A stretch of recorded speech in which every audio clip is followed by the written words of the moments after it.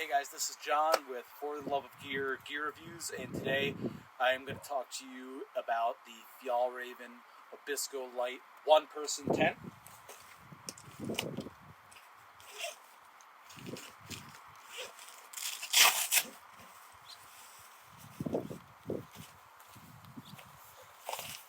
So here's the tent. This packs up incredibly small. Poles come in this secondary bag that you can clip onto here, or you could slot it through these compression straps. So real quick, I want to take a measurement. I have this compressed right now. This packs up incredibly small for a one-person, 4-season tent. Alright, so I got about 12, maybe 13 inches long.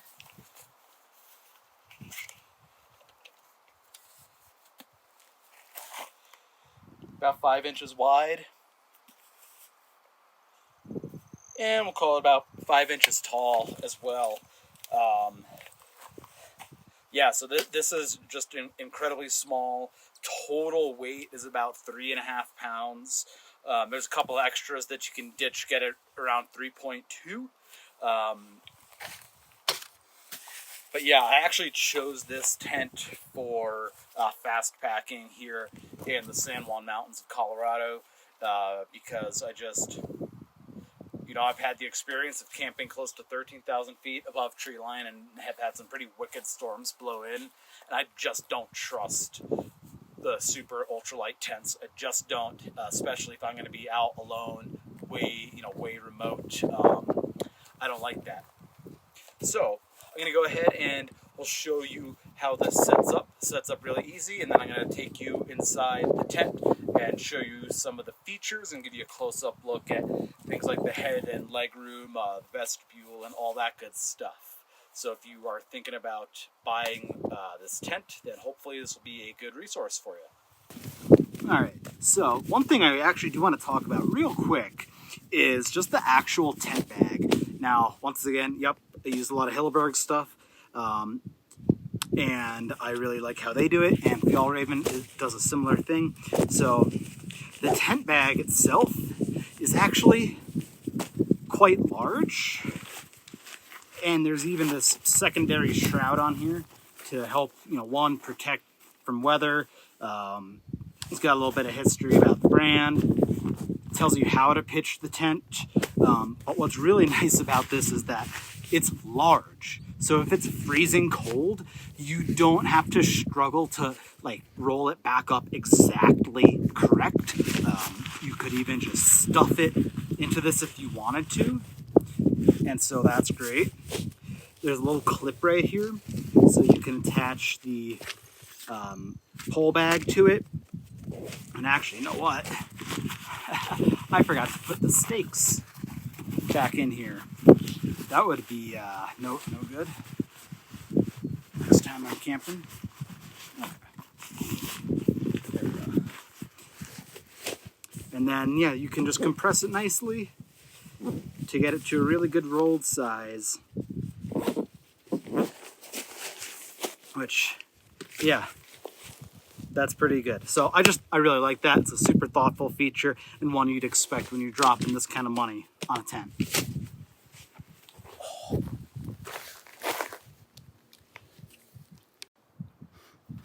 All right, so here's the tent all pitched. Let's do a little walk around. So if you're familiar with the Hilleberg Acto, this looks basically exactly like it. Really, the only kind of noticeable differences on the exterior are the way the guy lines work on this Fjallraven. They're individual guy lines, which makes things a little bit more tangled when it's all set up. On the Hilleberg Acto, they are triangulated, and that's kind of nice.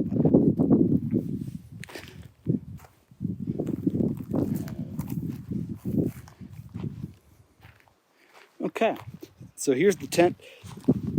I got the door rolled up. So I'm not going to be using this pack with this tent. most times, but I mean the vestibule is big enough where I have their Fjallraven Abisko 65 in here. So it's a pretty big vestibule. Let's dive into some of these other features. Okay, so let's take a look at some of these features. First thing that we'll show, I guess, is securing this door here. One interesting thing that Fjallraven does with all their toggles, so it's kind of like a drawstring with a, I don't know what you'd call it, but it's a clip to basically cinch things down versus like on the Hilleberg style, an actual like loop and toggle type system. They don't have that in here.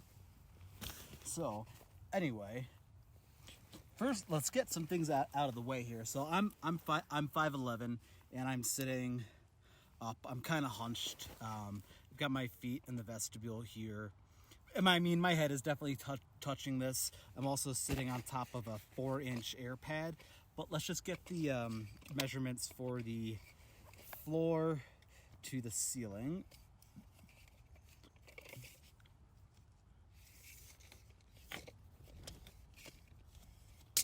Let's see here. All right. Well, we're looking at 31 inches from the floor to the roof here. And now let's take a look here. It's about 28 inches when I'm actually sitting on my pad. But hey, look, it's a one-person tent. You're not gonna have a ton of room, and that's just kind of the bottom line. It's comfortable.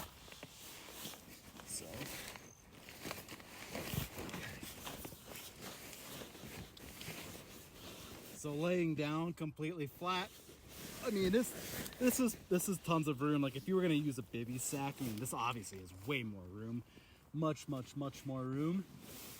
Let's go ahead and bring you inside here real quick.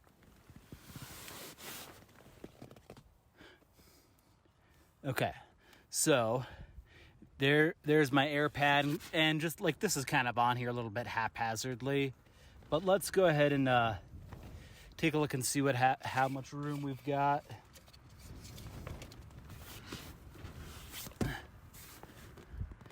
Yeah, so yeah, about 10 inches from the tip down to my air pad, and the air pad's kind of centered in here.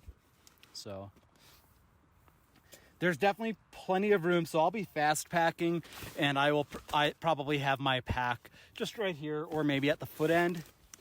So let's start kind of looking at some of the features. So one really nice thing is there is access to a vent right up here.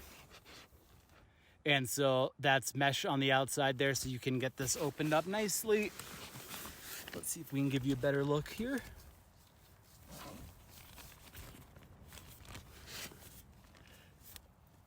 Yeah, so you get really nice airflow to the outside. And I believe, no, so that's mesh. You can't open up that all the way. But so that's it sealed. And then, yeah, the really nice thing is you have access to that from the inside of the tent. I know in the Hilleberg Acto, you can't access that vent from the inside. All right. So up here, you've got a drying line. So throw socks up here, toss a lantern on there. There's another vent here at the peak on the left side opposite the door.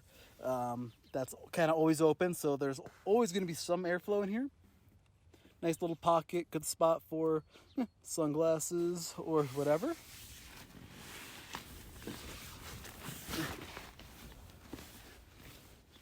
Okay, so got another large pocket in here. Could definitely fit a book or Kindle or whatever. Put some maps in there. Another smaller little pocket.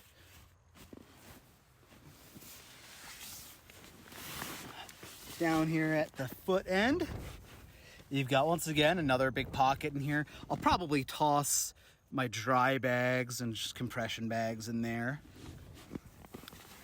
And then on the foot end, once again, you've got another one of those nice vents. Promote lots of ventilation. This tent is gonna, it's a 4-season tent, so it's gonna definitely be warmer than non-3-season tents. So for use in the summer, it might get a little bit warm, but there's actually a lot of ventilation in here. Okay. So here on the door, you've also got another nice vent, and there's a little rain awning right above it. So you can keep this open and nothing will get in. And so that's nice. You can, there's a little toggle here, so you can secure that. And so that's pretty nice. Here is the vestibule. Let's actually do a quick little measurement of how much room we've got from the base of the tent to the foot of the door here. Okay, so you got it's about 22 and a half inches. So I'm gonna have a 40-liter pack sitting right here in this corner. That'll be great. Or I guess during the evening I'll bring it inside, but it's a good spot to cook in there. So then this is another really neat feature. So you'll notice these lines here. This is just to keep tension in between the inner and the outer tent. What's really, really neat here is that this little cord here, so you can actually go ahead and pull that in. And now you can see we've created a whole lot more room in the vestibule. And I think that is a really, really cool feature. It's really blowing outside right now. So yeah, real quick, let's take a new measurement now. So I said 22 and a half earlier. Yeah, so now it's at 28 inches, which, that's great. That's actually really, really nice. Because, yeah, if it's raining and you need to be doing a lot of stuff here in the vestibule or in the morning, if you're packing up and you want extra room, that's super nice to have. Let's get moved around here. We're filming from inside the tent, so. And that still leaves plenty of room for my air pad in here. And I'm not centered at all. Let's try to get centered.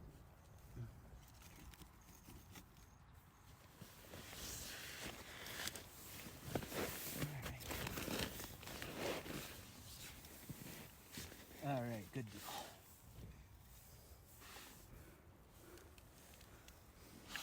Okay. Yeah, so with the vestibule pulled all the way in now, there's still tons of room here. Got probably 6 inches to go in this little corner.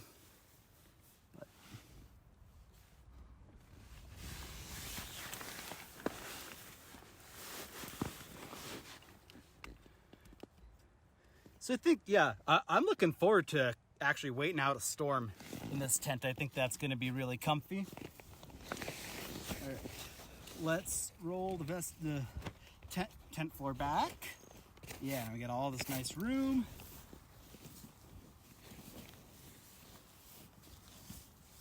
And I've got an Enlightened Equipment 950 fill 20-degree quilt here to go with this. I think this is going to be a really nice combination. Let's take a look at some of the door features.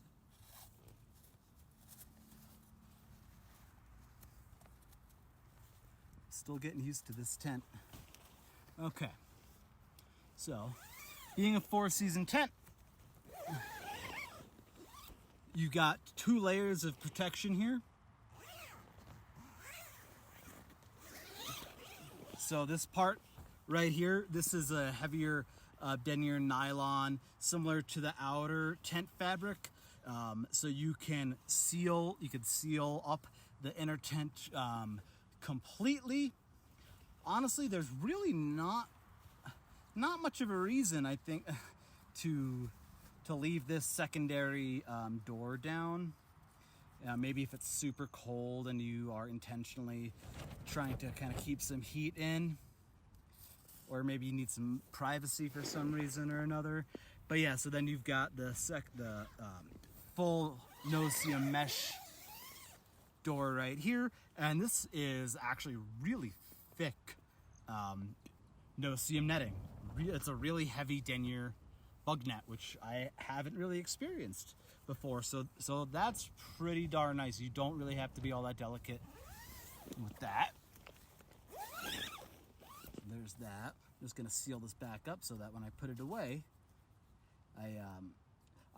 every single time you put your tent away, you should do so in a manner that makes it easy to set up again, and so that it's completely storm-proof as you are getting it pitched.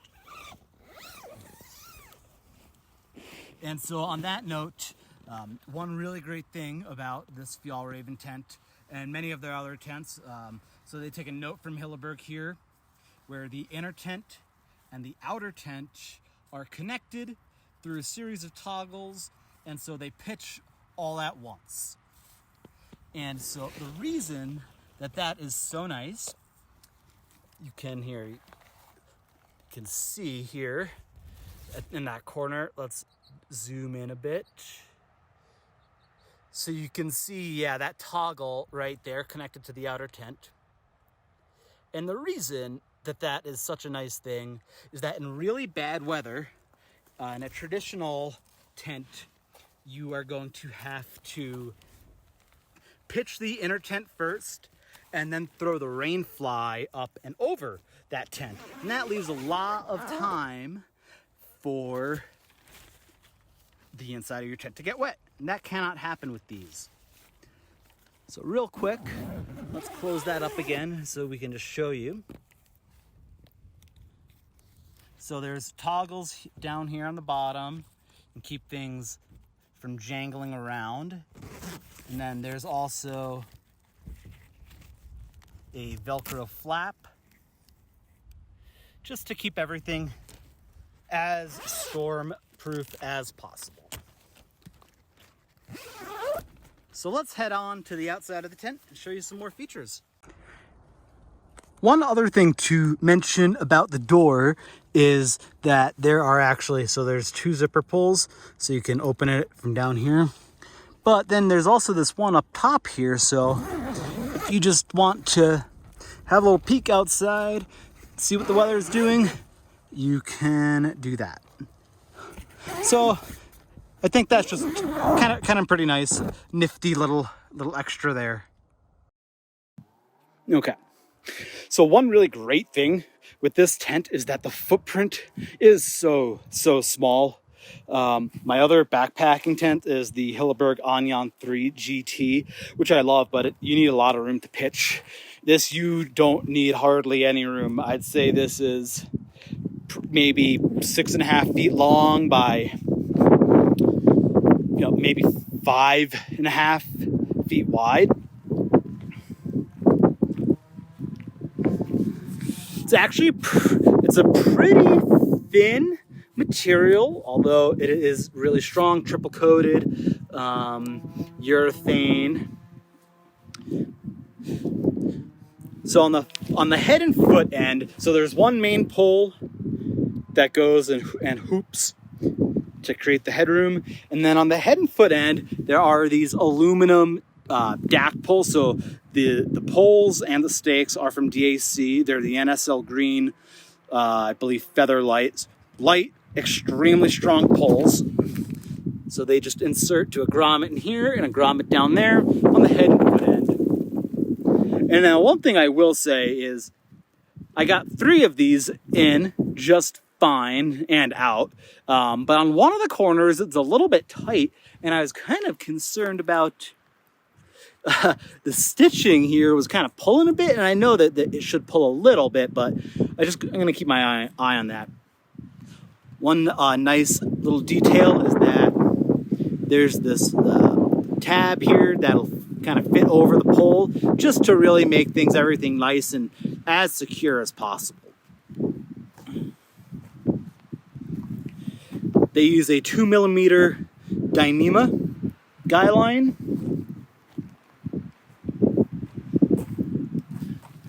And there's, points across the whole tent, lots of spots to guy and stake out. There's 2 extra stakes that came with the tent.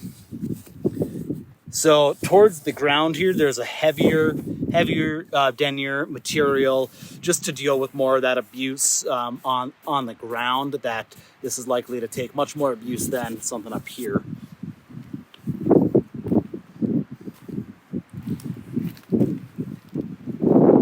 Logo. And I'm just noticing this now.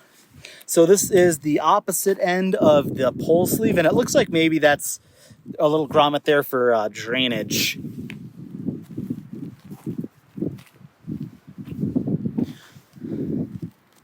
Okay, right here, so you can see that mesh vent. This would be on the head end.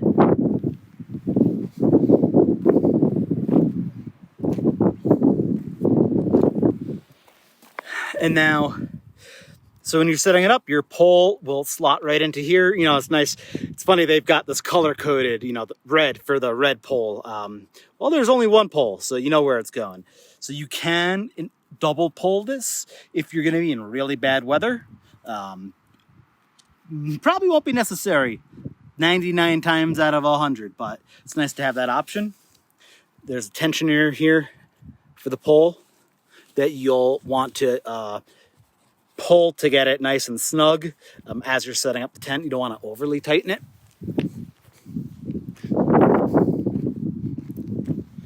Okay, let's take a look at some features of this door here. So again, you can see here 2 toggles on the outside here.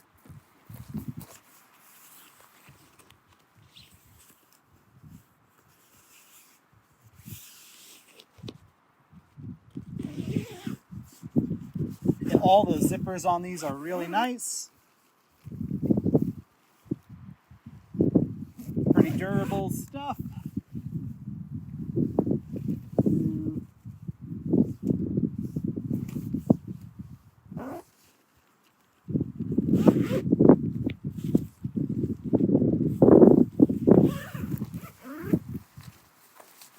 And this rolls back just nicely like this.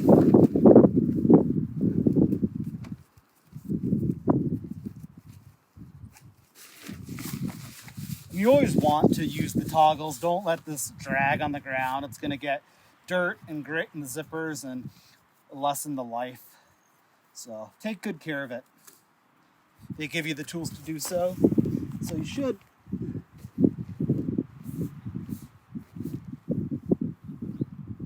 All right, let's take a look inside. Probably want to go back to the wide angle here.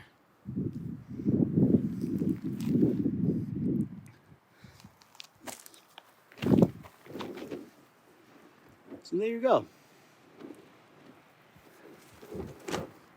It's, all things considered, pretty roomy and comfortable tent. Definitely able to withstand any weather that you are going to face. Now, one thing I had mentioned that I was a little bit concerned about some of the stitching on the one corner where I was having a hard time with the pole. And you can kind of see it right there. I'm seeing some daylight coming through. It just looks like that stretched a little bit. I'm gonna definitely have to take a photo of that and send it to Fjallraven. Might be fine, but I'm a little concerned about long-term durability there. I might hit it with some seam grip or something, but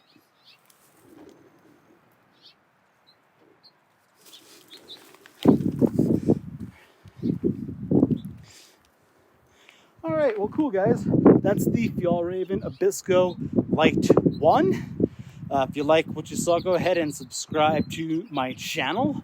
I'll be doing a field review of this once I'm able to get out into the mountains, which is going to be pretty soon. All right, guys, take care.